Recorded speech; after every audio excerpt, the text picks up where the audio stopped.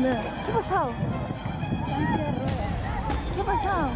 Ni siquiera un milagro podía salvarla. Tras 2 días en cuidados intensivos con muerte cerebral, dejó de existir la niña de 11 años que tomó varios ansiolíticos dentro de su colegio, supuestamente durante un reto viral. Los pasillos del Hospital Cayetano Heredia se cubrieron de dolor, lágrimas y desconsuelo de los padres de la pequeña, que cursaba el 5º grado de primaria.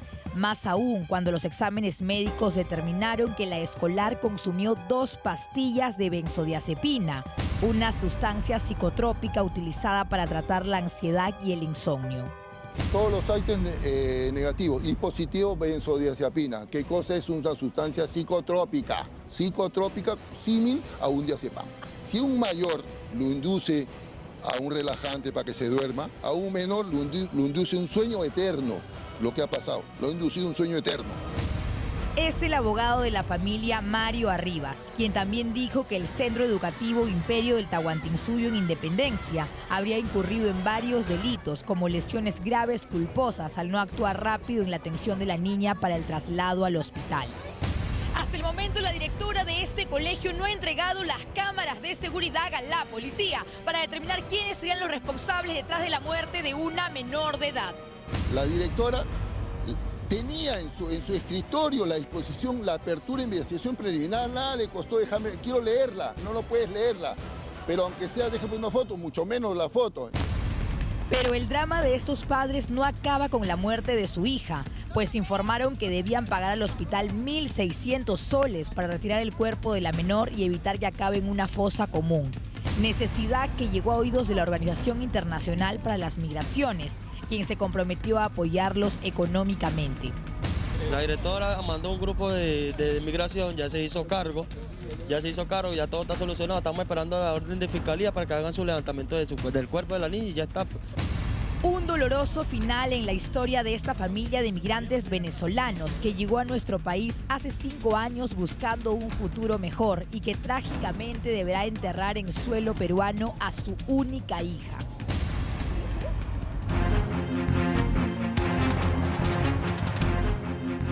Qué espanto, por Dios. No puedo dejar de pensar en esa madre, ¿no? En la mamá de esta criatura de 11 años que ahora mismo está en la morgue porque el cadáver de la pequeña ha sido trasladado del Hospital Cayetano Heredia a la morgue central de Lima por justamente las razones de su muerte. Ella llega ya al hospital con una muerte cerebral, era muy difícil que pudiese sobrevivir y uno dice, ¿cómo es posible que esto esté sucediendo? Más adelante vamos a ver una nota donde han detenido a unos chicos que estarían ingresando a la escuela, a un colegio muy conocido ahí en el norte, estos medicamentos, estas drogas, porque se habla de efectivamente benzodiazepina, se habla de incluso éxtasis, como lo conversamos ayer con un conocido psiquiatra que nos estaba ayudando a aterrizar en cuanto a la importancia de tener conocimiento de cómo se manejan nuestros niños, los adolescentes en general, también los chicos, los más jóvenes, con respecto a todo lo que abarca el mundo virtual, que es infinito hoy mismo y donde nadie tiene control de la información que aparece allí. Y de pronto surgen estos retos donde te dicen eres el más lindo, vas a ser el más bueno, vas a ser el más inteligente, vas a ser el más popular de tu escuela, si es que logras ser el último en dormirte a través de estos somníferos, porque son ansiolíticos. Y si, como lo decía el abogado de la familia, una persona adulta muchas veces tiene problemas para despertar por haber recibido esta medicación, imagínense ustedes una criatura, una niñita de 11 años y cuántas pastillas habrá ingerido. Todo eso todavía es materia de investigación, obviamente. Hay un laboratorio realizando las pruebas respectivas para determinar efectivamente qué fue lo que sucedió. Mientras tanto, yo les doy la bienvenida al programa, les cuento que tenemos información exclusiva para compartir con ustedes, como esto que tengo en mis manos, que es la declaración de Carlos Alberto Vice Asenjo, de 41 años, todo lo que dijo frente a la policía durante las 72 horas que estuvo privado de su libertad, porque como bien sabemos el Poder Judicial no aprobó la solicitud de la Fiscalía de darle 9 meses de prisión preventiva a este que se cree pistolero y que encima tiene amnesia selectiva, porque ahora dice que él en ningún momento arremetió contra el vehículo de su vecino, que no usó un bate de béisbol cuando las imágenes son contundentes y que la razón por la cual disparó en el departamento de este vecino al que claramente odia fue porque estaba tan borracho que pensó que era su casa, no la del vecino, y como había olvidado las llaves, esa era la manera para tratar de destruir la puerta y abrir su casa. Imagínense la ridiculez, y hay que ser bastante tonto para creer una versión de esa naturaleza, pero ahí está el Poder Judicial diciéndole, no señor, vaya a su casa, a pesar que maneja sin licencia, porque la tiene suspendida, porque ya fue encontrado borracho en varias oportunidades conduciendo su vehículo, tampoco tiene permiso para usar armas y tiene una pistola, hace lo que le da la gana el señor vice. ¿Será por sus vínculos con la policía? Digo yo, me pregunto. Y hablando de vínculos, hay una especie de triángulo que se ha generado y que hoy presenta a un nuevo integrante del que se ha hablado pues muy poco. Estamos refiriéndonos a Marrufo, que era la mano derecha del exministro de Vivienda, Heiner Alvarado, de Mauricio Fernandini, periodista que hasta hace poco trabajaba en RPP, y ahora aparece Andrés Hurtado. Ustedes dirán, ¿qué aparece? ¿Qué hace Chibolín en la pantalla del programa? Ahora les voy a contar de qué se trata todo esto, porque Carlos Viguria ha preparado un reportaje imperdible para nosotros esta noche. Como ven, información exclusiva, inédita, que no pueden ustedes perderse el día de hoy. Vamos con este reportaje que habla acerca de lo que les contaba y que ha sucedido en Trujillo. Imagínense ustedes, en el colegio José Carlos Mariátegui, que queda en la zona del Porvenir, han intervenido a niños que estarían vendiendo estas pastillas, clonazepam, benzodiazepinas, incluso algunos hablan de éxtasis, que son las famosas pastillitas de carita feliz, que lo que hacen obviamente es llevar a que la persona alucine e ingrese a un estado del que muchas veces no puede salir. Y si esto trae consecuencias muchas veces letales en adultos, en mayores, imagínense ustedes los efectos que generan en adolescentes, en niños, como lo que ha sucedido con esta criatura de 11 años que falleció el día de hoy, como lo conversábamos, se los comentaba al inicio del programa, en el Hospital Cayetano Heredia, y que ahora su cuerpo ya está en la morgue. Es tremendo, realmente, es tremendo hablar de niños expuestos a este peligro, de niños vulnerables a la información y a estas bromas estúpidas, a estos retos ridículos que abundan, sobre todo en TikTok, en Instagram, entre otras redes sociales. Vamos hablando de bates, de béisbol, porque hace un rato les decía cómo es posible que Vice diga yo nunca usé un bate para arremeter contra el vehículo de mi vecino. Y las imágenes están ahí. ¿Qué va a decir? Que subió al 7º piso por la escalera cuando hay imágenes desde el ascensor del edificio donde vive que lo muestran a él apretando el botón con el número 7. En fin, un policía de civil, efectivamente, de civil, pero un policía agarró con un bate a un sujeto, a un señor que lo había chocado. Y sí, efectivamente, no se había presentado como policía porque no llevaba el uniforme, pero esta es la respuesta de la autoridad de responder frente a una situación que es incómoda, que es molesta, que siempre se tiene que solucionar. La idea, pienso que no, ¿no? En todo caso, vean ustedes el reportaje. ¡Mátalo, mátalo! Ella no puede más con su furia e indignación, y las personas que graban la entienden y apoyan. Su ira responde a esta imagen. No es familiar ni tiene vínculo alguno con la víctima. Es pura empatía al ver lo que considera una injusticia, lo que la hace reaccionar así. Es Jean-Paul López, a quien le han roto la cabeza con un bate. ¿Quién? Un policía que minutos antes le chocó el vehículo y luego lo destrozó con un bate de béisbol. Eso sí, en la parte de la entradita. Jean-Paul López estaba esperando ser atendido en este grifo de San Juan de Miraflores cuando el policía apareció en su vehículo. Había un espacio angostito que ni un carro iba a pasar. No sé, el señor habrá estado apurado, habrá querido ganarme, no sé, que me impactó mi carro, me ha chocado mi carro. Tras el choque, Jean-Paul López fue a reclamar al agente Claudio Rabanal, quien en vez de responder por lo que hizo, reaccionó de manera violenta. Yo le digo, no me voy a mover porque no vas a pasar, no vas a poder pasar, le digo. Y me puse delante de su carro. Y así ha estado avanzando su carro y ha estado chocando más mi carro, y ahí donde me ha botado a mí, lo único que fue mi ira es solamente tirarle un patadón a su carro. Después de esto, según la víctima, el policía le reventó los vidrios de su auto con una llave de tuercas. Él, exaltado al ver el ataque, respondió de la misma manera. Entonces, el agente de la comisaría de Pamplona se fue contra Jean-Paul y le rompió la cabeza con un bate. De ahí perdí el conocimiento, perdí todo, ya no podía hacer nada porque ya estaba prácticamente como desmayado. policía le ha agredido con un bate de metal. Giancarlo cayó inconsciente, indefenso, pero eso no calmó al policía Rabanal, que siguió con los golpes. Si no es por la gente que estaban ahí viendo el caso, los quitan el bate de policía, si no el policía lo mata, mijo. No, lo has querido matar a mi hermano, ¿no? ¿Qué clase de policía eres? Ah, ¿no? Te ríes, sinvergüenza. Ambos fueron llevados a la comisaría de Pamplona 1, sí, al centro laboral de Rabanal. En esta dependencia policial donde permanece el vehículo del agente, junto al bate, la llave de tuercas y, por increíble que parezca, hasta un cuchillo. Si el policía tenía bate, tenía cuchillo, tenía una llave Stilson, si tenía una pistola, agarra y lo dispara y lo mata. Herido, Jean Paul fue trasladado a la de Pincre de San Juan de Miraflores, así como el policía Claudio Rabanal. Ambos permanecen detenidos, sin que Jean Paul haya recibido una adecuada atención médica, tras el fuerte golpe que recibió en la cabeza. Esta mañana, su familia realizó una protesta en la delegación policial exigiendo su liberación, algo que consideran justo.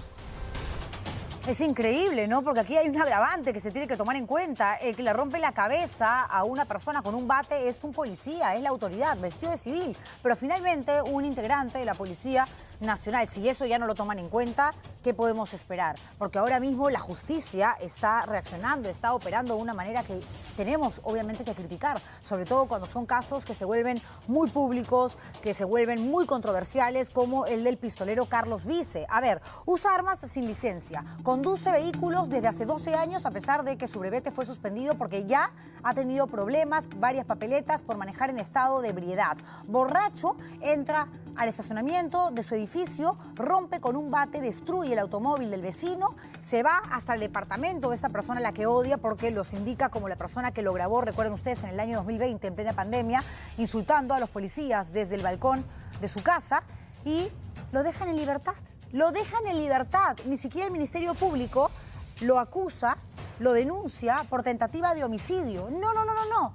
Al final, en la audiencia, que empezó tardísimo, ayer a las 9:30 de la noche, ni siquiera estábamos en vivo ya, decide que se vaya a su casa, que pague por concepto de caución 25.000 soles, y él sale, ¿no?, de la comisaría diciendo: estoy arrepentido, no lo voy a volver a hacer. Y le tenemos que creer a este sujeto que es un peligro para la sociedad, un tipo que es capaz de disparar contra la vivienda de una persona que vive en su mismo edificio, un tipo que se jacta de sus amistades con la policía para andar con una pistola sin licencia, maneja borracho, él mismo dice: otra vez estaba pues alcoholizado, entonces actué de esta manera, pero de lo otro no recuerdo. Encima un mentiroso, porque dice que no usó un bate para romper el carro del vecino, y sin embargo las imágenes son clarísimas y lo muestran a él actuando de esta manera. A una persona que miente de esta forma descarada, lo dejas ir a su casa en vez de darle los 9 meses de prisión preventiva, que era lo que estaba solicitando el Ministerio Público. Vamos con una nota y luego lo que les prometí. Tenemos en exclusiva lo que todavía nadie ha mostrado: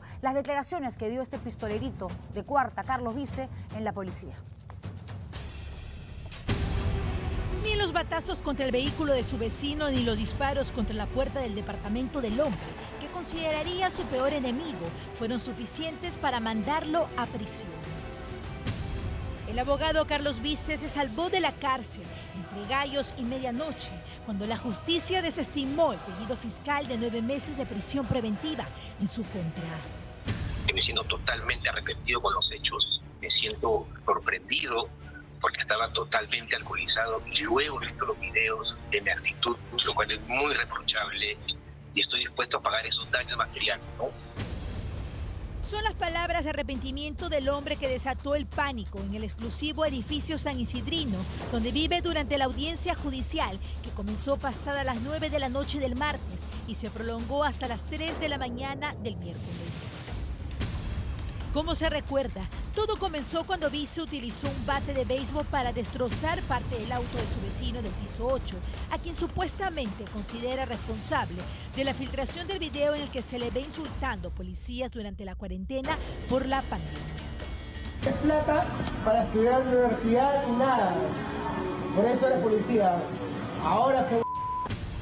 Pero eso no fue todo, porque con ganas de más, el abogado sacó su arma de su departamento y disparó sin contemplación contra la puerta de la vivienda de su vecino.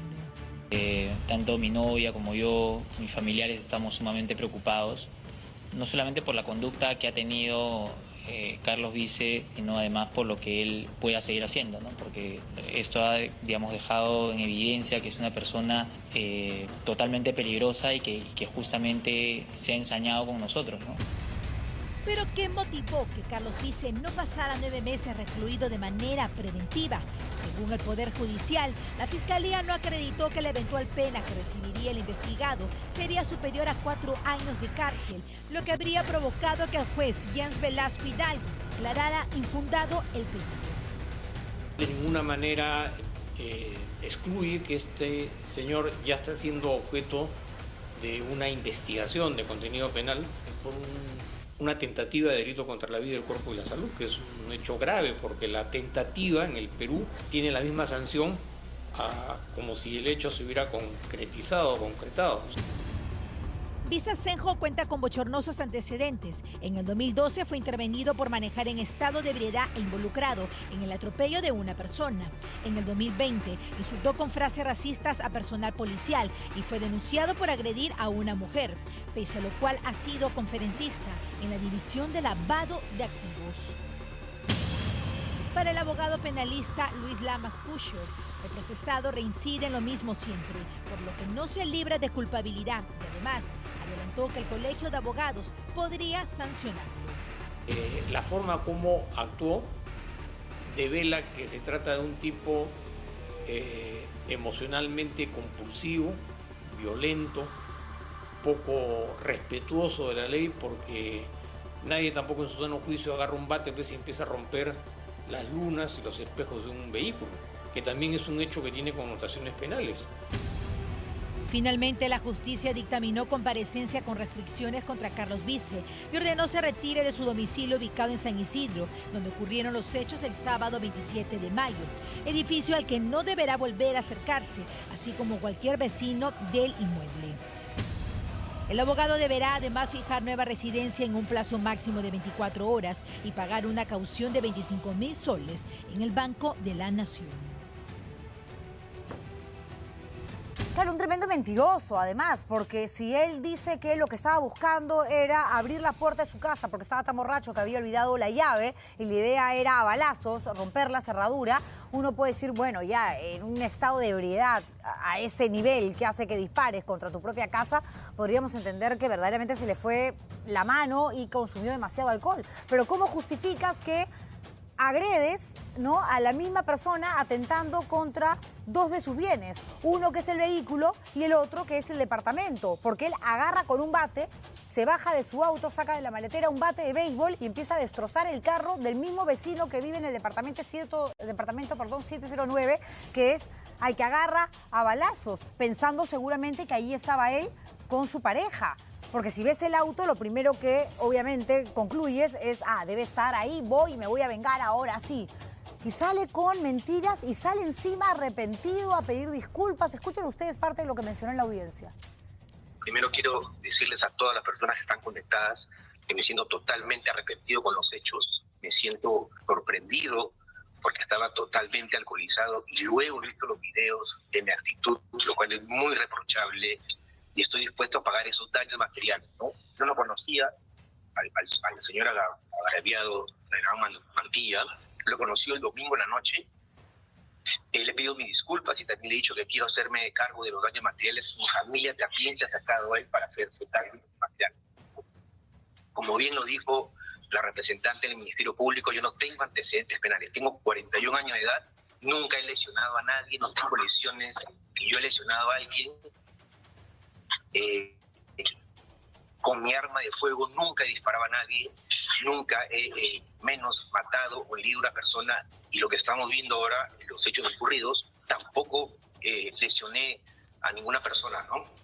Nunca maté, nunca disparé a una persona. ¿Y qué tenemos que esperar? ¿A que eso suceda para que le den prisión preventiva a un tipo que usa su arma y expone no solamente a los vecinos de este departamento, que por suerte se salvaron porque no estaban en casa, sino a personas que viven en el mismo edificio donde sabemos que hay adultos?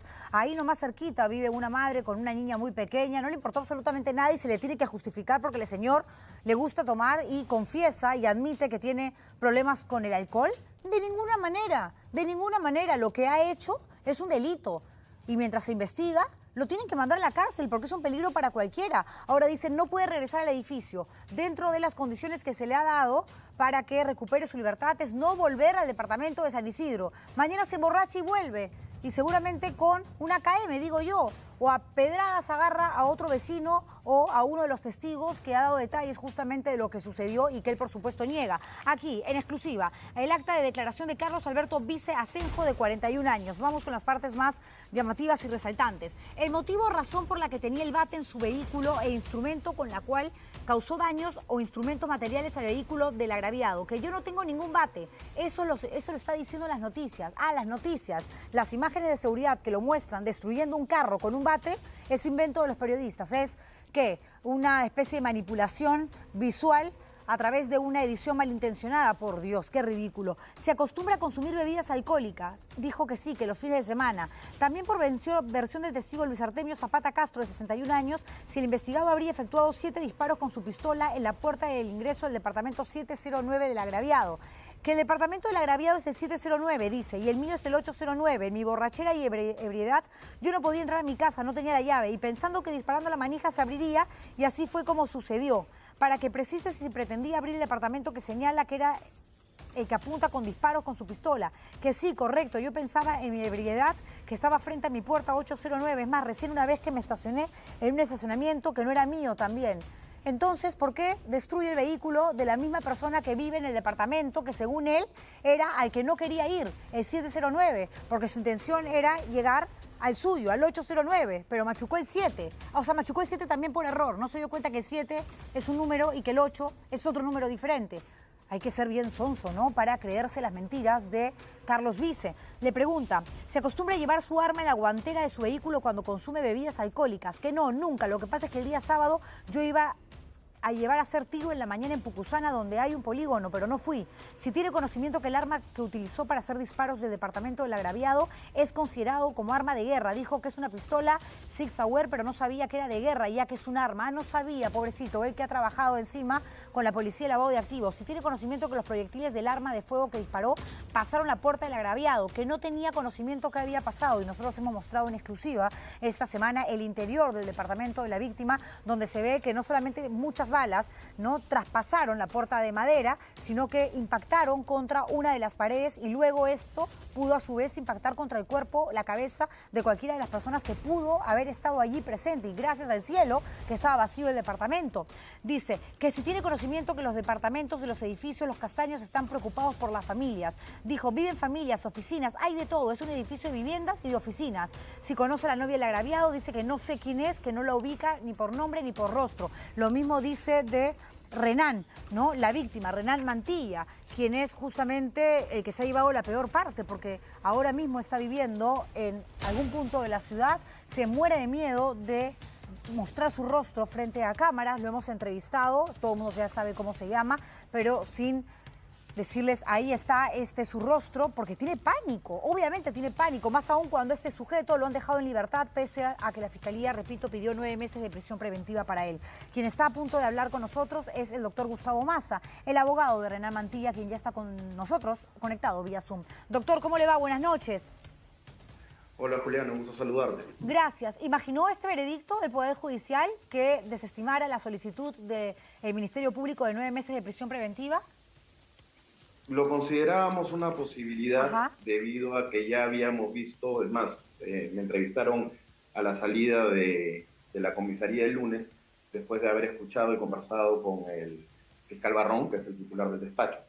Y ahí, en las conversaciones, él estaba muy renuente a considerar en su requerimiento o en una posible formalización el delito de homicidio calificado en grado de tentativa, lo cual me parecía a mí absurdo, y fue por eso que nosotros presentamos una denuncia ampliatoria en ese sentido.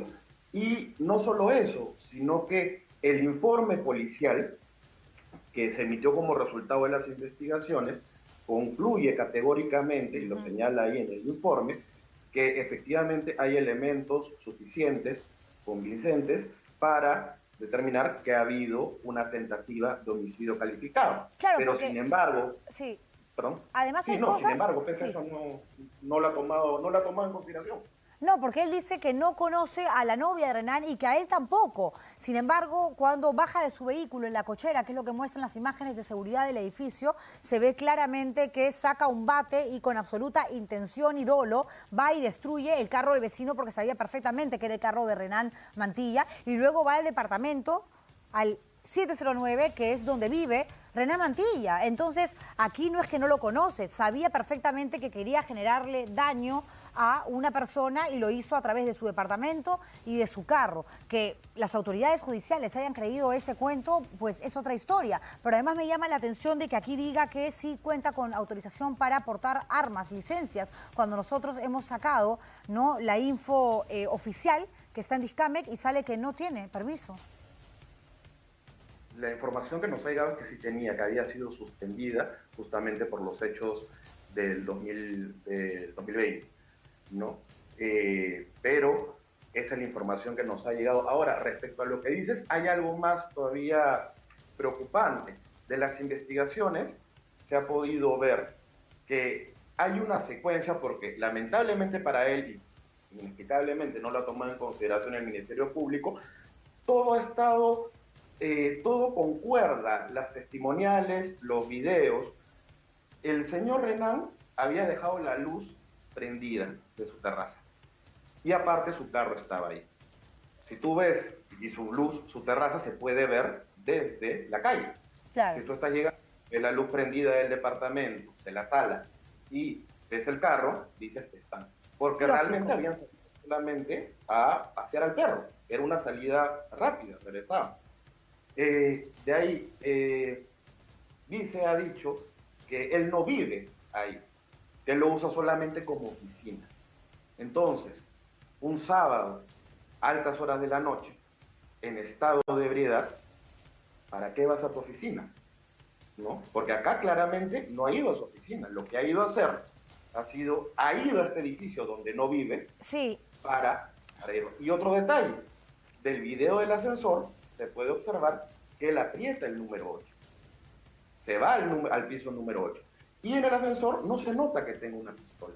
Entonces, ¿cuál ha sido la situación aquí? Él ha ido a su departamento a sacar la pistola para luego bajar y realizar los disparos. Así es, o sea, la primera vez no se equivocó, o sea, ¿dónde está la justificación de que efectivamente se olvidó su llave y pensó que a balazos iba a romper la cerradura? Y por más borracho que estés, no vas a destruir la puerta de tu casa. Por último, no sé, buscas a alguien que te ayude a encontrar a un cerrajero que pueda, ¿no?, ayudarte con la chapa y generar una nueva llave para poder ingresar a tu departamento. Y si ese no es el departamento donde vive, sino su oficina, ¿por qué en las respuestas que da a la policía cuenta que trabaja en un laboratorio, que recibe una remuneración mensual de 5.000 nuevos soles, que antes laboró en tal y cual lugar? O sea, no es una persona independiente, es una persona que está en planilla y que de lunes a viernes va a trabajar a un laboratorio. Eso es lo que dice, pero como se ha podido ver en la audiencia, han presentado, para tratar de acreditarlo, un contrato que el mismo abogado ha señalado que ha sido mandado a hacer justamente para la audiencia, para poner cláusulas en las que la gerenta se haga responsable de las actividades de esta persona, boletas de pago que evidentemente pueden ser emitidas retroactivamente, ¿no? Entonces, no ha habido ningún elemento real de convicción, un tema objetivo que se haya podido ver, pero lo más grave para mí es el tema de los delitos denunciados los delitos por los que se formalizó la investigación preparatoria y por los que se pidió el requerimiento de prisión preventiva. Así es, porque de ahí parte todo el problema, ¿no? De ahí parte el problema, que este mismo fiscal que dejó libertad a Melissa González Gagliuffi es el mismo también que denuncia, pero por delitos bastante menores a lo que es tentativa de homicidio. Entonces, lo que manifiesta el representante del Poder Judicial en la audiencia de ayer, que arrancó bastante tarde, lo decíamos hace un rato, 9:30 de la noche, es, a ver, en todo caso yo tengo que proceder de esta manera porque el Ministerio Público me está dando estos elementos para que yo concluya. Y ahora lo que nos acabamos de enterar, y lo ha tuiteado la Fiscalía, es que van a apelar la decisión del Poder Judicial de no darle prisión preventiva a Carlos Vice. Sí, pero lo que deberían hacer es lo que deberían haber hecho es haber tomado en consideración el informe policial que concluye que efectivamente hay homicidio calificado en grado de tentativa y nuestra denuncia ampliatoria. ¿Por qué no lo hicieron? Porque lo que han hecho con esta tipificación que han mandado ha sido simplemente dejar una puerta abierta para la controversia. El tema de la prognosis de pena quedaba completamente acreditado con la pena de 15 años probable que se puede dar para el tema para el delito de homicidio calificado en grado de tentativa.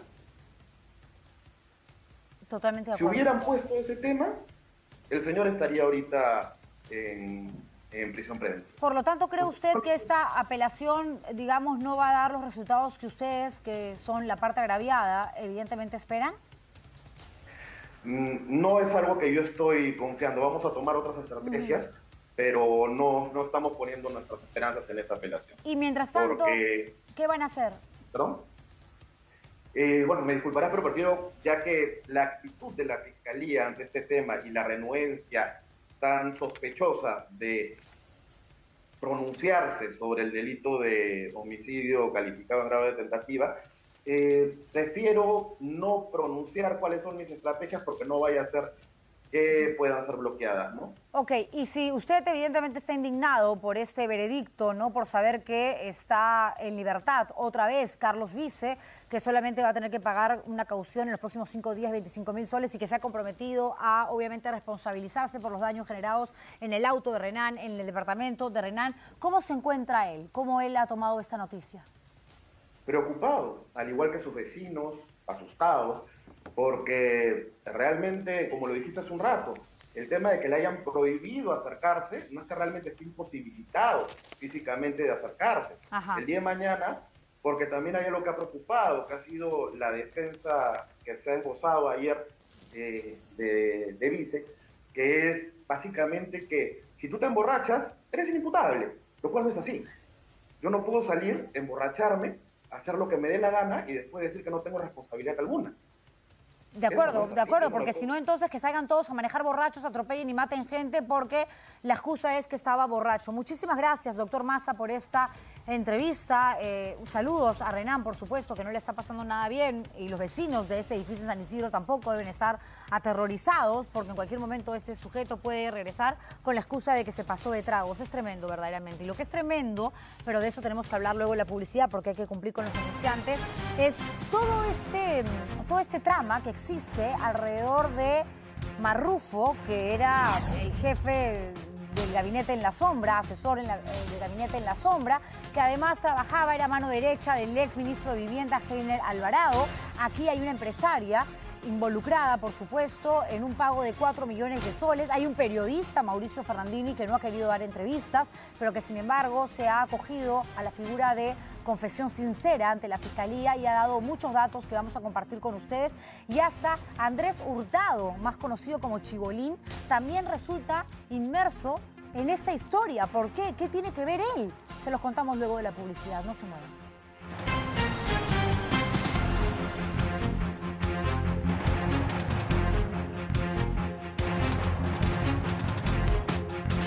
.pe.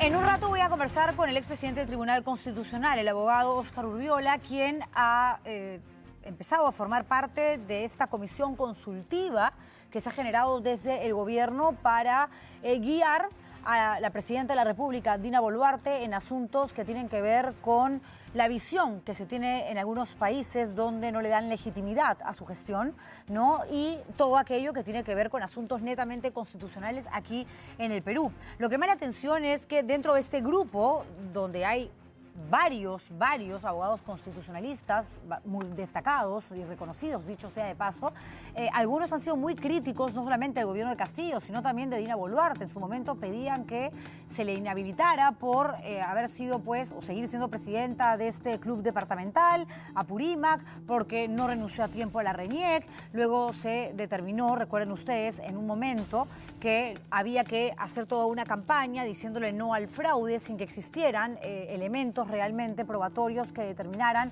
que efectivamente las elecciones que permitieron que Castillo y Dina Boluarte, por supuesto, llegaran a Palacio de Gobierno era a través de una trampa, algo que no sucedió. Miren ustedes el tiempo que ha transcurrido y no sucedió. Entonces, vamos a ver el reportaje que ha preparado para nosotros Candy Quispe para luego hablar acerca de qué va a hacer esta comisión, cómo es que va a funcionar y qué es lo que realmente se espera de ella con mi invitado. Primero la nota.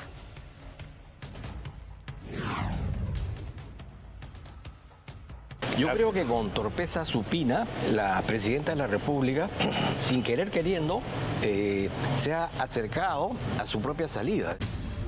Fueron acérrimos opositores de Dina Boluarte, respetados juristas que no dudaban en mostrarse abiertamente críticos de la gestión de la hoy jefa de Estado.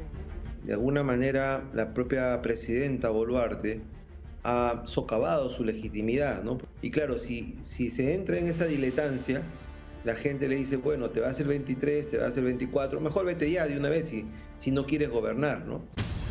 Pero voltearon la torta y ahora son parte del poderoso equipo de constitucionalistas de la presidenta de la República para librar una batalla legal para mejorar su imagen en el extranjero.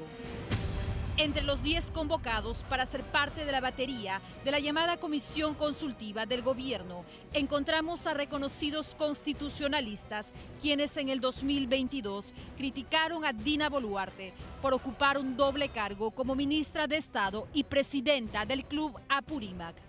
Entre ellos, los expresidentes del Tribunal Constitucional, Ernesto Álvarez y Ernesto Blum, y el abogado Aníbal Quiroga.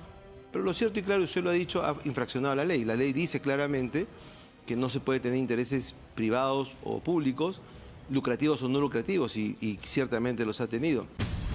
Incluso los ahora flamantes asesores en materia constitucional de la jefa de Estado hablaban en ese entonces sobre una posible inhabilitación de Dina Boluarte para ejercer cargos públicos, antes de que dicha denuncia fuera archivada por el Congreso. Y la situación de ella es exactamente igual que la situación de Muñoz, que fue por las mismas razones vacado por el Jurado Nacional de Elecciones, porque le aplicaron la ley a rajatabla. Entonces, ¿qué hacemos? ¿Aplicamos la ley o somos blanditos con la aplicación de la ley? ¿Pero usted ratifica las declaraciones que dio sobre Dina Boluarte en su momento? En que lo del Club de Apurímac no está suficientemente esclarecido, me ratifico. Aunque dijo ratificarse en sus declaraciones, el expresidente del TC, Ernesto Álvarez, explicó los motivos por los que aceptó formar parte del equipo de juristas de Dina Boluarte. ¿Y ha cambiado su percepción con la presidenta Dina Boluarte? En realidad yo no la conozco de ella por las noticias. Y lo importante ahora es tratar de defender al Estado peruano del ataque del socialismo bolivariano, que en forma sistemática viene atacando los intereses del Perú. Este fue el argumento de Ernesto Blum, otro de los integrantes del nuevo Comité Consultivo en materia de constitución del gobierno, quien en su momento declaró que Dina Boluarte incurrió en una infracción constitucional en el caso del Club Apurímac. Y en su momento una opinión en un tema que fue sometido a competencia del Congreso y que el Congreso definió y archivó. Al contrario, demuestra apertura y demuestra que de lo que se trata es de sumar esfuerzos por el Perú. En este selecto grupo de expertos juristas que tiene la misión de defender la imagen internacional de la presidenta Boluarte, también encontramos a varios constitucionalistas vinculados al fujimorismo, entre ellos Aníbal Quiroga, quien fue abogado defensor de Keiko Fujimori, Elizabeth Sea, quien fue parte del equipo técnico del fujimorismo en la última campaña electoral, y el expresidente del Tribunal Constitucional, Óscar Urbiola, quien fue presentado por la ex candidata presidencial como el abogado de Fuerza Popular ante el Jurado Nacional de Elecciones tras la denuncia de supuesto fraude de Perú Libre en el 2021. Plancha electoral que llevó a Dina Boluarte al poder de la mano de Pedro Castillo. Desde el día de hoy, el doctor Óscar Urbiola Ani, expresidente del Tribunal Constitucional, Se hará cargo de nuestra defensa frente a todos los órganos competentes. Después de haber recibido múltiples denuncias por acciones realizadas por miembros de Perú Libre para alterar los resultados de esta elección. Yo no he sido abogado de Fuerza Popular, menos de la señora Keiko Fujimori. Yo no he argumentado nada que esté relacionado con un supuesto fraude ni cosa por el estilo, y menos he ejercido defensa de Fuerza Popular. Lo niego categóricamente. Ellos son los 10 constitucionalistas convocados para dar asesorías ad honorem al gobierno de Dina Boluarte.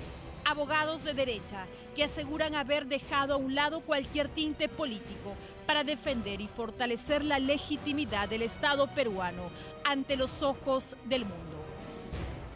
El doctor Óscar Urbiola, tal como se los había anunciado, abogado y expresidente del Tribunal Constitucional, ha tenido la amabilidad de venir al programa esta noche para hablar acerca de esta comisión consultiva que está conformada no solamente por él, sino por los personajes que ha mostrado Candy Quispe en el programa, en el reportaje que veíamos antes de esta conversación. Gracias por venir. Gracias a ti por la invitación, Juliana, y un gusto estar en tu programa. Gracias. ¿Quién lo convoca? ¿Quién lo llama y le dice, doctor Urbiola, lo necesitamos? Bueno, en realidad esto se originó en enero aproximadamente. El exministro José Tello convocó a un grupo de juristas, casi los mismos que ahora están conformando esta comisión, en 2 reuniones que se tuvieron en el Ministerio de Justicia, para ver aspectos que ya se estaban gestando con relación a lo que ocurrió el 7 de diciembre y la preocupación por revertir esa mala interpretación de lo que había sucedido realmente el 7 de diciembre, cuando en el territorio nacional había un gran sector de la población que pensaba de que el golpe se lo habían dado al señor Castillo y no al revés como sucedió. Como sucedió. Y efectivamente... Esa fue la preocupación para ver que se pudiera explicar.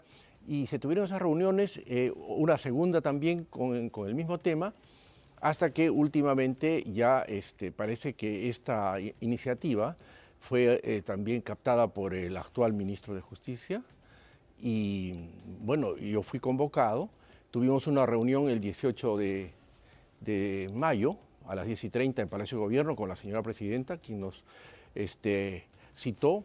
Y tratamos también el tema de un proyecto que estaba todavía en el Congreso, que ahora está ya con dictamen favorable de la Comisión de Constitución, para ver la posibilidad de que ella pueda salir al extranjero despachando virtualmente, sin modificar la Constitución, obviamente, porque eso sí requiere modificar la Constitución para encargar el despacho. Era simplemente el reporte que le da el primer ministro para que asuntos que puedan ser atendidos urgentemente pudiesen ser atendidos virtualmente. Esa era la solución que le está dando a través de una ley de desarrollo constitucional.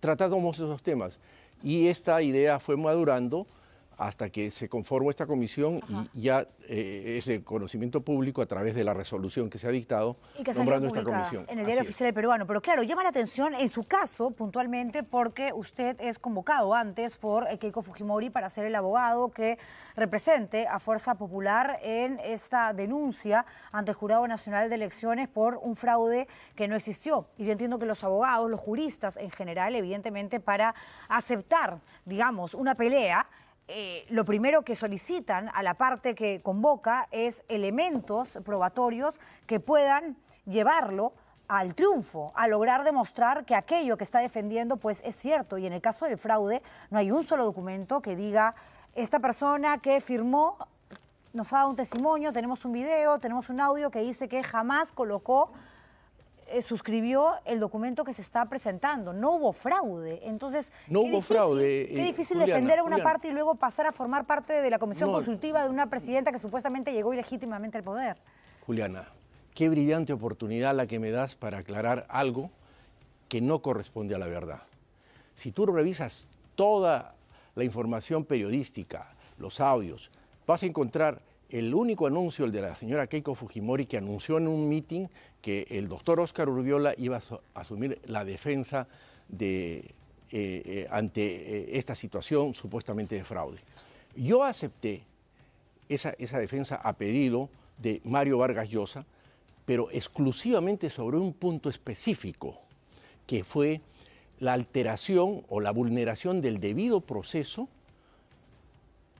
por parte del Jurado Nacional de Elecciones en el horario para recepcionar las actas el día de la votación, porque puso un límite hasta las 20 horas, cuando la Oficina Nacional de Procesos Electorales había fijado hasta las 23:59. Ese es el único punto que yo defendió. Okay. ¿Y no le dijo a Keiko Fujimori, oiga, usted no puede ser tan irresponsable de salir a decir que yo voy a ser el abogado que va a representar a Fuerza Popular en la lucha para que se reconozcan las actas vulneradas? No, de ninguna manera.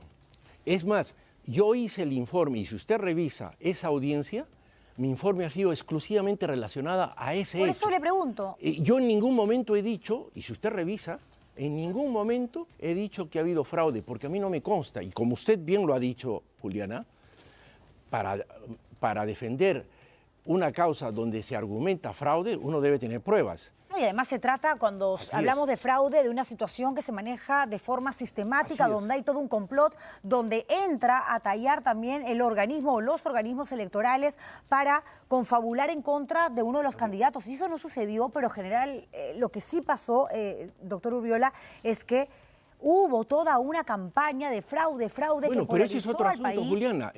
A mí no me compete. Yo no he defendido ninguna causa de Fuerza Popular y menos a la señora Fujimori. Yo acepté intervenir en este caso específicamente sobre ese punto. Y si usted revisa la audiencia, la primera y única audiencia en la que intervine fue concretamente para este punto. Yo consideraba que aquí había una situación absolutamente irregular, que la Oficina de Procesos Electorales haya fijado como plazo máximo, que es en todo caso la garantía, las 23:59 horas para recibir las actas, y el Jurado Nacional de Elecciones las 8 de la noche. Había una vulneración. En mi concepto, yo no podía decir fraude porque yo no conocía los resultados de actas ni cosa por el estilo. Y usted no va a encontrar en ninguna de mis intervenciones una referencia a fraude, ni siquiera en mis declaraciones públicas. Es más, yo no he intervenido en ninguna manifestación. Es más, yo ni siquiera me he entrevistado con la señora Keiko Fujimori, que no hubiese tenido ningún problema, pero en honor a la verdad, yo ni siquiera he tenido una relación personal con la señora Keiko Fujimori. Lo que muchos, y me incluyo, siendo absolutamente honesta, ¿no?, criticamos es la falta de coherencia de varios políticos, de varios juristas, también constitucionalistas, que salían a decir fraude. Sabemos que a esta comisión consultiva se le invitó también a Lourdes Flores Nano, a la que hemos visto en estrados, en mítines, diciendo Juliana, nos han robado las usted no va a encontrar una sola declaración mía mencionando fraude, ninguna. Y usted debe tener un excelente registro, como lo tienen todos los medios. Yo en ningún momento he dicho fraude. Mi única intervención ha sido sobre este aspecto concreto. Por eso le consultaba, porque cuando aparece este registro, ya que hablamos de material visual, ¿no?, que permanece en el tiempo y que por suerte los medios de comunicación lo puede usted guardamos, revisar. Vemos a Keiko Fujimori presentándolo a usted como la persona no que va a defender este punto, ¿no?, al que se refiere de la OMPE y de los tiempos, que es una cuestión de forma más que de fondo. Pero usted sabe, Juliana, que en este caso la señora Keiko Fujimori es una política y obviamente si el doctor Óscar Urbiola, expresidente del Tribunal Constitucional, acepta defender un punto concreto que es el que le estoy refiriendo, obviamente ella lógicamente va a hacer este anuncio. Y no es la única la que me ha referido esta situación. Muchas personas, amigos, han interpretado que ese anuncio significó Así es, que yo había asumido... No debió hablar con ella y decirle, señora Fujimori, sea usted más responsable. Pero yo no tengo control sobre lo que pueda decir la señora Fujimori. Pero sí puede pedir que recule cuando menciona su nombre, Lo pedí, su apellido. por eso es que no volvió ella a mencionarme. Y por eso que usted no me va a ver en ninguna otra intervención que no sea la audiencia del Jurado Nacional de Elecciones, la única y la primera audiencia, y que está grabada. Mi intervención ha sido sobre ese punto concreto. Yo en ningún momento he mencionado fraude, porque yo no tenía los elementos de juicio para hacer una defensa en ese sentido. Pero, por otro lado, Juliana, en el supuesto, negado por cierto, de que yo hubiese intervenido en esta situación, lo concreto es que aquí no hay una situación de incoherencia, porque el Jurado Nacional de Elecciones ha proclamado ganador a la lista de Pedro Castillo, de la cual forma parte la señora Boluarte. Así es. Y ella está hoy en la presidencia de la República por una sucesión constitucional legítima, que eso es lo que defendemos. Y porque no hubo fraude, a ver, porque es que, a ver, es increíble que Aníbal Quiroga... yo nunca he dicho que ha habido fraude, Juliana, por favor, no me atribuya eso. Yo le quiero hablar de personajes que forman parte de esta comisión consultiva y preguntarle si usted se siente cómodo, por ejemplo, con Elizabeth Sea, que ha sido miembro de la campaña de Keiko Fujimori, con Carlos Hackenson, que ha sido vinculado a la Resistencia, grupo que también a su vez está relacionado al fujimorismo y otros grupos de derecha. Está el propio Blume, ¿no? Expresidente del Tribunal Constitucional, que en un momento hablaba de la posibilidad de inhabilitar a Dina Boluarte por mantener doble cargo e ir en contra de lo que manda la Carta Magna, donde evidentemente un presidente no puede ser a su vez presidente de un club departamental. Entonces, ¿dónde está la coherencia? Porque si aquellos que gritaban fraude, fraude, ahora se van a defender a Dina Boluarte, estás defendiendo a una persona que decías que entró de manera no estamos tramposa. defendiendo a la señora Dina Boluarte. Estamos defendiendo la institucionalidad democrática. Claro. Haga esa diferencia. En el Perú tenemos esa tendencia a confundir a las personas con las instituciones. Y ese es uno de los grandes problemas de nuestro sistema democrático. No hay institucionalidad democrática porque siempre la identificamos con las personas. Dina Boluarte es una persona que ha tenido este problema por su participación en el Club Departamental Apurímac, es cierto, y ha tenido un proceso en el Congreso de la República que ha sido archivado. Perfecto, eso está concluido. Y yo he escuchado las declaraciones del doctor Blume, del doctor Aníbal Quiroga, y algunos otros... Que pedían que sea inhabilitada. Por supuesto. Y ellos han dado sus razones. Y yo comparto, y no me siento incómodo de participar con ellos en esta comisión. ¿Por qué? Porque tenemos un común denominador que no solamente lo invocamos ahora, sino que lo hemos demostrado a lo largo de muchos años. Ese común denominador es nuestra profunda convicción democrática. Me parece maravilloso. Eso es lo que nos une. Pero que justamente, sí, la ambición, el objetivo, el deseo es defender siempre el Estado de Derecho y eso la es lo que queremos. De la Constitución, que es algo que aquí también queremos nosotros siempre, y lo decimos, desde el día número 1 se tuvo que hacer un alto y decir basta, guste o no, Pedro Castillo es el legítimo lo hemos hecho. Ganador. Juliana, no me va a decir que yo he sido uno de los críticos más, constantes, ¿no? y claros respecto de la gestión del señor Pedro Castillo, reconociendo que el Jurado Nacional de Elecciones lo proclamó como presidente. Todos los peruanos teníamos la esperanza de que este señor tenga la oportunidad de hacer una buena gestión. No, mucha gente tenía miedo, también es absolutamente comprensible. Nos defraudó. No, era terrible desde el día 1, pero si el voto popular lo lleva ahí en una democracia, lo hemos se respeta criticado. el voto popular. Yo lo critiqué desde el primer día que se instaló, cuando él, despreciando todos los protocolos que son una tradición democrática en el Perú, no se fue a Palacio de Gobierno, sino se fue al centro de convenciones y después se fue a Zarratea. Eso lo hemos criticado desde un principio. Ahí están los archivos, están mis intervenciones. Claro, pero también han criticado a la que hoy es presidenta de la República y legítimamente presidenta. Yo también le he criticado, pero entienda, Juliana, que hoy no se trata de defender a la señora Dina Boluarte. Yo no voté por la señora Dina Boluarte, no votamos por la fórmula del señor Castillo, pero ella es la representante de una sucesión presidencial legítima. En eso estamos totalmente de acuerdo, se tiene que respetar. Eso es lo que queremos, porque fíjese, pero si no no se respetó respetamos... cuando Castillo llegó al poder, que a muchos nos incomodó también. Bueno, para mí ninguna de las opciones pero hay era una viable, cosa, era tremenda Juliana, la situación. hay una cosa, Juliana, que no se quiere entender. En el supuesto de que muchos hayan declarado que hubo fraude, etcétera, acá hay una situación concreta. El Jurado Nacional de Elecciones lo proclamó como ganador y él se instaló como presidente en el Congreso de la República. A partir de ese momento, hay que tener en cuenta que los procesos electorales tienen una característica especial. Esa característica es la preclusión de las etapas. La etapa de impugnar su legitimidad concluyó cuando el Jurado Nacional de Elecciones lo proclamó.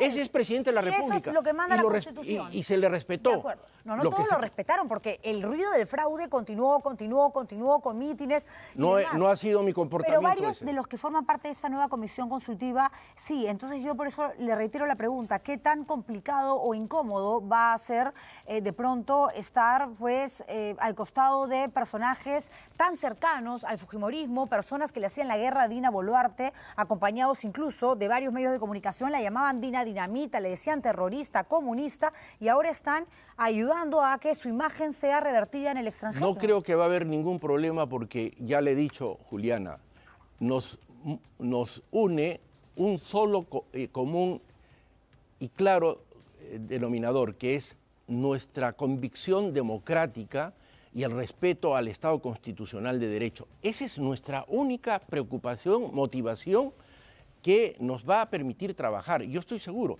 yo puedo tener discrepancias con cualquiera de los integrantes en algunos aspectos, pero lo que sí nos une, estoy plenamente convencido por la trayectoria que tenemos, que nos une esa profunda convicción democrática, que eso es lo que queremos. Y nuestra tarea no solamente va a ser aclarar las versiones de Petro, de López Obrador, el trabajo también va a tener que ser interno, porque un gran sector de la población en el Perú lamentablemente cree que el golpe se lo han dado a Castillo y no al revés. De acuerdo, pero además hay otro tema del que el gobierno no se está haciendo cargo, ni siquiera políticamente, que tiene que ver con los más de 60 muertos en las protestas, manifestaciones ocurridas en esta gestión. A Ernesto Lumes se le consultó a uno de los miembros de esta comisión consultiva el día de hoy en RPP, sí, me parece que lo escuché en RPP, ayer o antes de ayer, si este asunto iba a ser también analizado, visto por este grupo de juristas, de constitucionalistas, y dijo, no lo descartamos. Yo le pregunto a usted, doctor Rubiyola, ¿no debería de ser una prioridad? Estamos hablando de personas que en muchos casos hay certificados médicos, necropsias, videos que muestran que personas que ni siquiera habían participado de manera activa en estas marchas, manifestaciones, fueron asesinadas por policías y militares. Juliana, precisamente porque somos respetuosos de la institucionalidad democrática, del Estado de Derecho, tenemos que respetar la autonomía del Ministerio Público. El Ministerio Público está abocado a esto. El Ministerio Público tiene que investigar y tiene que investigar bien a fondo. Cuando concluye ese proceso podríamos nosotros opinar, pero en este momento nosotros no podemos tener injerencia sobre ese tema. Sí, pero ¿hasta qué punto uno puede creer que realmente se va a tratar de una investigación profunda, exhaustiva y objetiva cuando uno de los miembros de esta comisión consultiva es el doctor Aníbal Quiroga, quien es abogado de la fiscal de la Nación? Pero, Juliana, esta es una comisión que por ser tal es un órgano colegiado y por más que, y yo creo que el doctor Aníbal Quiroga, que es un profesional de una trayectoria limpia y clara, va a saber distinguir su rol como defensor, ¿no?, de cualquier persona, de su participación en esta comisión, que es un órgano colegiado y que va a tomar decisiones o opiniones en función a la votación que tengamos que hacer. La resolución que nos incluye en esta comisión establece la necesidad de aprobar un reglamento y en ese reglamento se tendrá que establecer cómo es que se van a hacer los dictámenes o las opiniones que tenemos que vertir para poder alcanzarlos a la presidencia de la República. O sea, la voluntad de uno no va a influir en la de los demás. Yo estoy seguro que todos nos vamos a conducir por los cauces democráticos. Ojalá. ¿Es una especie de gabinete en paralelo? No, de ninguna manera, porque además nosotros no vamos a tener injerencia sobre todos los actos de gobierno, Juliana, sino solo sobre aquellos que se pongan a consideración de nosotros y básicamente lo que generó la creación de esta comisión, que es aportar todos los elementos de juicio desde la perspectiva constitucional para aclarar que lo que el 7 de diciembre ocurrió en el Perú fue un golpe de Estado por parte de Castillo y que, felizmente, ese golpe de Estado originó una sucesión constitucional legítima que hoy día nos permite, por lo menos, aspirar a vivir en democracia, que es lo que quieren todos los peruanos. Y de cara no solamente al exterior, sino internamente deberían de también prestar atención, ¿no?, a los muertos en esta serie de protestas. Lamentamos todos esos muertos, Juliana, pero respetamos la autonomía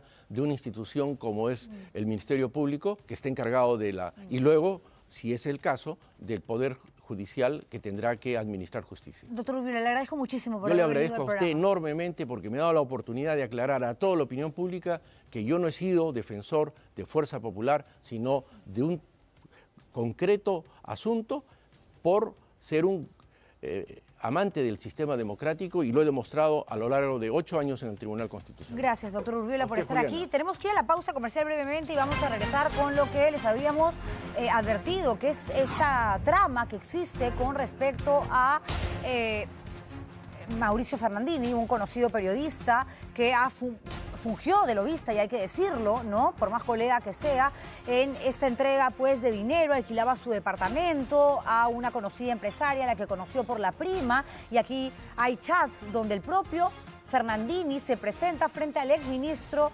de Vivienda, Heiner Alvarado. Marrufo, que era el jefe de asesores, está pendiente en las reuniones, en los almuerzos que se llevaban a cabo donde participaba Fernandini y hasta Chibolín. Esto es un escándalo realmente. Hay chats, hay investigación y hay mucha información que ustedes no pueden perderse luego de la publicidad. Regresamos con eso.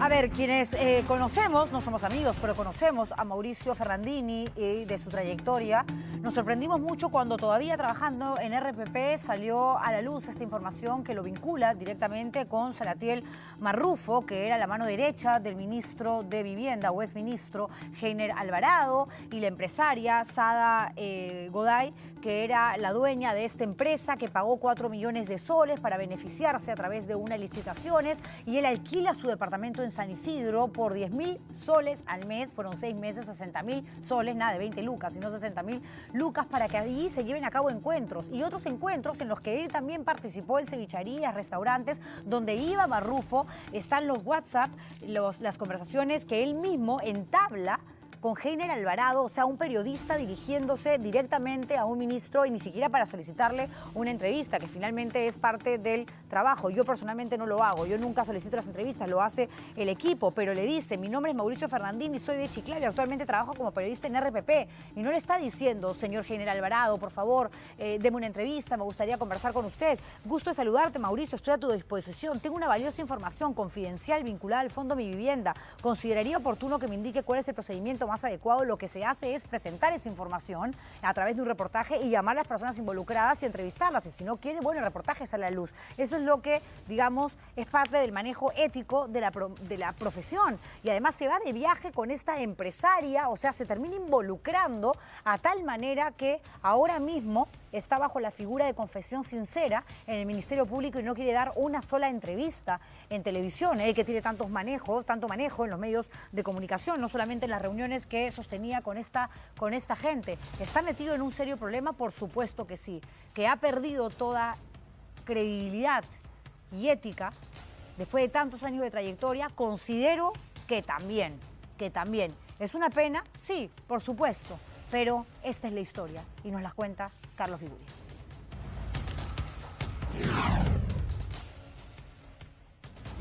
La ambición y corrupción sembrada en el Ministerio de Vivienda, que involucró a funcionarios de la institución, empresarios y un periodista. ¿Qué pasó con Salatiel Marrufo? Le pidió 4 millones de soles. ¿Con qué pretexto? Que con eso él me iba a ayudar en todas mis cosas, no me iba a trabar, que empezó a envolver en una serie de cosas en el cual verdaderamente yo estoy arrepentida. Una fortuna entregada para las cabezas del Ministerio de Vivienda. Es cierto que la señora Sada Goday me ha entregado dinero en cantidad mayor a 4,5 millones. Una cantidad no solo para Salatiel Marrufo, sino coordinada por el exministro de Vivienda, Heiner Alvarado.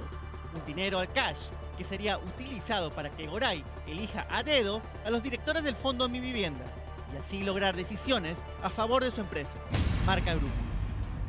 Al estilo Juliana, tuvo acceso en exclusiva a la ruta del dinero, la chanchita que Sada Goray armó para pagarle a Marrufo y salirse con la suya en el Fondo Mi Vivienda. Goray entregó al Ministerio Público un grupo de documentos que prueba cómo reunió el dinero para pagar a Marrufo. Familiares, amigos y empresarios ayudaron en la chancha. Entre ellos está Víctor Chong, fallecido familiar de Goray Chong. En una declaración jurada sin fecha, dijo haber dado $71.000 y 800.000 soles en efectivo. Como prueba presentó 4 cheques de gerencia del BCP y del BBVA con esa cantidad. También aportó el empresario Martín Montoya Marcilla, quien ha trabajado antes en otros proyectos inmobiliarios con Goray. En su declaración jurada del 3 de noviembre de 2022, declaró haber dado $250.000. Lo hizo con cheques de gerencia a nombre de Yaneli Flores, Oscar Rosas y Walter Flores. Un detalle de este empresario es que registra 6 casos abiertos en el Ministerio de Vivienda por conversión y transferencia, estafa y organización criminal, falsedad genérica, entre otros. Otro donante es el ciudadano extranjero Roberto Velasco, quien dio $1 millón según esta declaración del 3 de noviembre de 2022. Un billetón dado en un cheque de gerencia del BBVA. La Junta llegó a $2.871.000 que fue a manos de Marrufo, para lo requerido por Goray y otros fines. La ruta del dinero al señor presidente de la República, Pedro Castillo Terrones, se le entregaba sumas de 50.000 soles mensuales para efecto de que mantenga en encargo al señor Heiner Alvarado. Además de los 50.000 para el presidente, otras 60.000 lucas fueron para Mauricio Fernandini, el periodista que habría iniciado esta historia, según dice, al alquilar su departamento para las reuniones de coordinación y las designaciones en el fondo. Una repartija que se logró con su apoyo. El periodista admitió a la Fiscalía su rol. Solo un día después de que Castillo juró como presidente el 29 de julio de 2021, su prima, Pilar Tijero, le pidió un contacto en el Ministerio de Vivienda. Y el 2 de agosto, Fernandini se comunicó con Heiner Alvarado y se ofreció con darle información valiosa sobre el fondo Mi Vivienda. Fue así como Goray logró el ansiado contacto con las más altas esferas del Ministerio de Vivienda con ayuda de Fernandini, quien recibió 60.000 lucas, dice, por prestar su departamento. Pero los otros encuentros también fueron en restaurantes, donde apareció un conocido personaje. Hola mi querido Andrés, estoy encantado de la vida de reencontrarme contigo en tu maravilloso programa. A Andrés Hurtado también estuvo en escena. A inicios de septiembre, Fernandini fue con Marrufo, Goray y Tijero a un restaurante donde apareció Chibolín, amigo del periodista. El hecho llevó a que Goray le pida como favor que le presente al comediante. Se tomaron fotos, intercambiaron teléfonos y días después, Goray aparecería en su programa, promocionando Marca Group. Este encuentro fue clave. Fue ahí donde Salatiel Marrufo le puso precio a Goray, $4 millones al cash, a cambio de poner directores que voten a su favor en el fondo Mi Vivienda. Buscamos conversar con los implicados, pero no estuvieron dispuestos por carga laboral. Fernandini solo nos señaló que no iba a declarar sobre esta red de pagos y favores que él contribuyó a construir, y no con 20 lucas. A ver, tú como periodista no alquilas tu departamento sabiendo que allí se van a llevar a cabo reuniones de una empresaria que lo que quiere justamente es negociar con el gobierno a través de la mano derecha del entonces ministro de Vivienda. Tú como periodista no te vas a un almuerzo donde están hablando acerca de licitaciones. Él narra, ¿no?, en su declaratoria en un momento y dice que cuando se empezó a dar cuenta de que había algo turbio, que estaban hablando de algo que le sonaba, le olía pues a irregular, pues se paró de la mesa, proseguía alquilando su departamento sabiendo de que allí iban a continuar conversaciones nada limpias, nada transparentes, ¿no? Qué pena, realmente, repito, por Mauricio Fernandini, porque te puedes, por hechos de esa naturaleza, no solamente meter en serios líos legales, sino que te traes abajo toda una carrera construida en tantísimo tiempo, Mauricio Fernandini no es un periodista desconocido, es alguien que cuando, repito, salió esto a la luz, trabajaba todavía en RPP, tenía un programa radial y prácticamente perdió el capital que tenemos algunos periodistas, que es la credibilidad, gustemos o no. Me llama más bien la atención que hayan periodistas como Milagros Leiva, que ha salido a decir es una vergüenza, cosa que comparto, es tremendo lo que ha hecho Fernandini y tendrá que pagar por ello. Pero, ¿quién le dio plata a un prófugo de la justicia? ¿Quién le regaló plata a un prófugo de la justicia?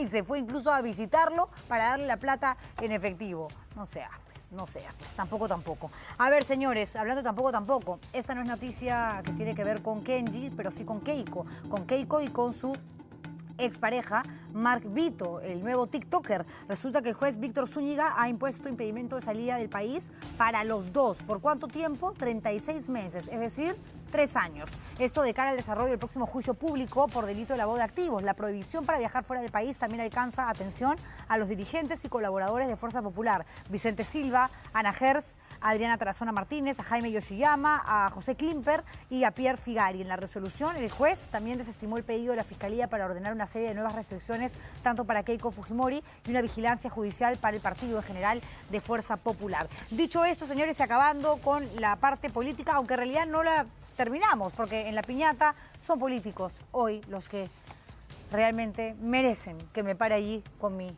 mazo. Vamos. En común y es su popularidad en el resto.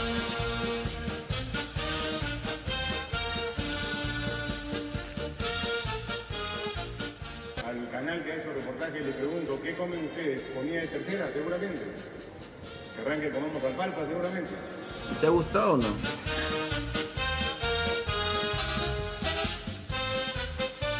A ver, han pedido tanto la secuencia de la piñata que estamos tratando de ponerla todos los días.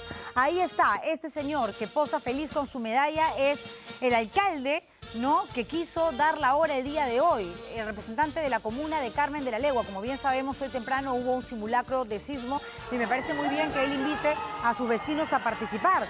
Pero no, él no estuvo solamente contento con formar parte de, sino que Edward Infantes no tuvo mejor idea que lanzarse con una especie de tirolesa de un edificio de 20 metros. Según él, quería concientizar a la población de la importancia de los simulacros. No, lo que quería era un baño de popularidad, que la gente lo vea como un personaje valiente.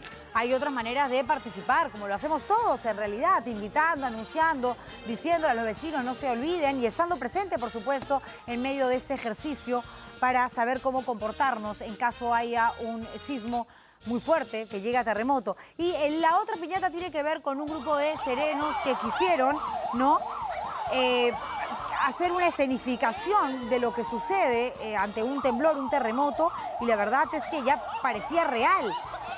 Cuando los hombres que iban en la tolva de una camioneta caen al pavimento debido a la velocidad con la que iba el vehículo, la gente dijo, Dios mío, ¿qué pasó? Un accidente.